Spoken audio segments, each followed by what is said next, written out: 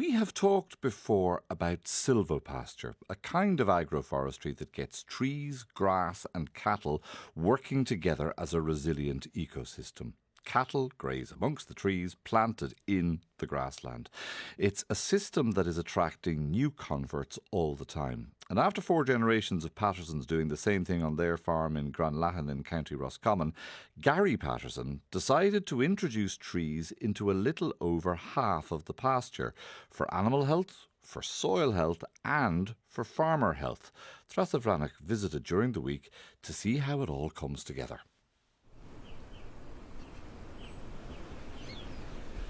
There's 3 different kind of spacings that we've done. In here there's 8 metres between the alleys and 3 metres between the trees, so we can cut silage through here. These are individually planted trees, so they have 2 stakes and a tree guard. So we have sheep in this area because the cattle would graze the top of the trees, and then out the front where we came in and down the back here, they're planted in groups, so kind of rectangular areas with 4 rows of trees planted, and it's fenced off, so we have cattle in those areas. And I suppose, like, for most farmers, when they think about forestry, they think about like losing their land, whereas with this system the animals get to benefit from the trees and the trees benefit from the animals. I'm trying to mob graze cattle, so move cattle around. What I notice when I move them is when I move them onto fresh ground, they always go to the ditches and they go to the sides and they'll browse on the trees that are here already. We're really lucky to have loads of trees here already, but the different trees have different minerals and nutrients in them, so the animals are very intelligent. They it's like us. I compare animals eating ryegrass to us eating porridge all day every day. Mm-hmm. So if they have a variety in their diet, they're getting different minerals, different nutrients, and they're a lot healthier and happier that way.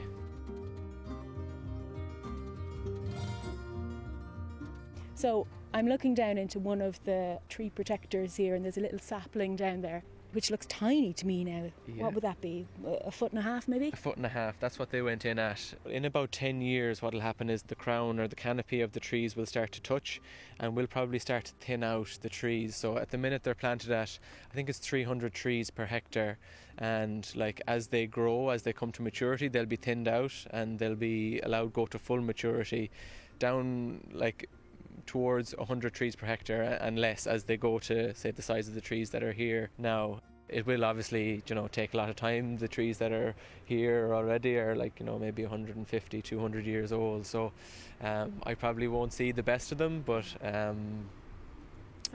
somebody will.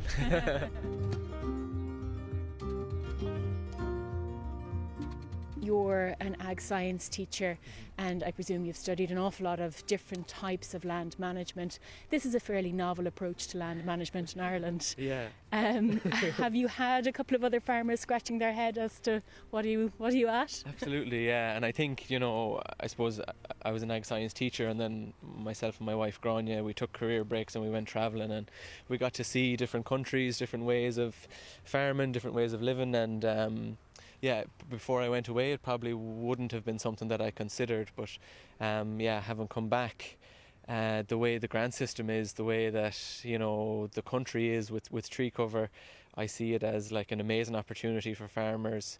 We're in conversion to organic at the minute, so we have our normal farm grants, we have the organic payments, and the trees are layered on top of that. There's definitely been head scratching, driving in, it catches your eye, and I'm sure lots of people are wondering what is going on in there, but I suppose I have a sense of into the future of what it will be like, and so these are the kind of groups. This is the other kind of way of planting the trees that we've done. So they're planted in groups. There's rows of trees inside each of these rectangles, and then each area is fenced off so that the cattle can't access the trees and damage them.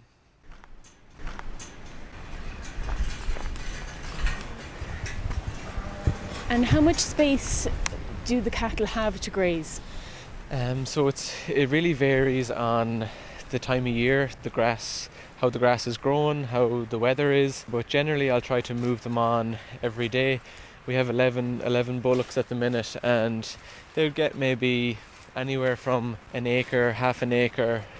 They'll graze that area quite well, quite intensely. They'll pare it down quite low, and then they'll move on to the next section. And they're all coming to say hello. Yeah. You call this holistic planned grazing. I presume then that you're looking at the entire farm then with that, is that it? Yeah, a huge part of what I'm trying to do is to work with the soil. We're trying to produce nutrient-dense food, and what I've kind of learned is that through spreading chemical fertilizers and even slurry to an extent, we've altered the soils that my great-grandparents and back the way would have been working with. And what it has changed is the fungal and the bacterial balance in the soil. So when there's fungus and bacteria in the soil, the nutrients can come up into whatever is growing there. But because we've spread chemical fertilizers a lot, the fungal dominance in the soil has gone way down. So there's more bacteria. The ground is needing more fertilizer every year, as we can see. So I see this as being a way to, number one, save money on fertilizer, and number two, look after the soil and in turn the waterways as well. All farmers these days can't rely on the soil alone or on the farm alone to make a living, and you are a breathwork facilitator as well. Can you tell me a bit about An Bio? Yeah, so it's really interesting to me. In the past a farmer might have provided for 10 kids from the farm alone, and now, as you say, most farmers are working off farm, like we saw from the protests last week, and the price of fuel, the price of fertilizer, everything that, farmers are struggling to make a living. It's quite a stressful occupation at the minute, and Ireland at the minute is quite stressful. So the breathwork can help with becoming more present, being able to stop worrying about things as much, and to de-stress. And I find that people aren't sure, no more than the agroforestry, people aren't sure what is this breathwork about. But everybody who's come to try it has got something from it and enjoyed it. And like that, if we can release a little bit of stress and be a bit more present, I think it helps with everything in life. And I presume then that your approach to farming, your approach to life, your approach to trying to find some calm in the madness of this world, it's all tied together. Yeah. I think, again, obviously just thinking about my grandfather, great-grandfather, the people who farmed this land before us, they didn't have, the iPhones, they didn't have the stresses and the worries. Obviously they had different stresses and worries, but I think they lived a lot simpler, a lot different of a life. And I was chatting to a neighbour about this the other evening, and not that we want to go back to maybe the hardship or the sadness that those generations had to endure, but there's pros to those simpler ways as well. And if we can maybe use some of the technology and machinery to make that a little bit easier, but also bring some of the wisdom and the ways of the old, I think there's benefit to both. Isn't it lovely though? I like it. You can just imagine it. Yeah, and even